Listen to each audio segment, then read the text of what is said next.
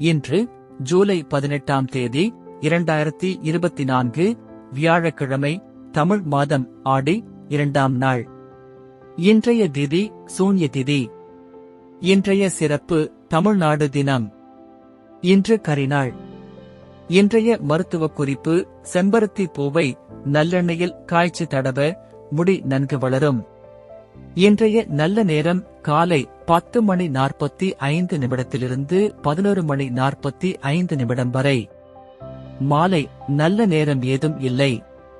கவுரி நல்ல நேரம் மதியம் 12:15 1:15 வரை. மாலை 6:30 மணியில் இருந்து 7:30 மணி வரை. ராகு காலம் மதியம் 1:30 மணியில் இருந்து 3 மணி வரை. யமகண்டம் காலை 6 மணியில் இருந்து 7:30 மணி வரை.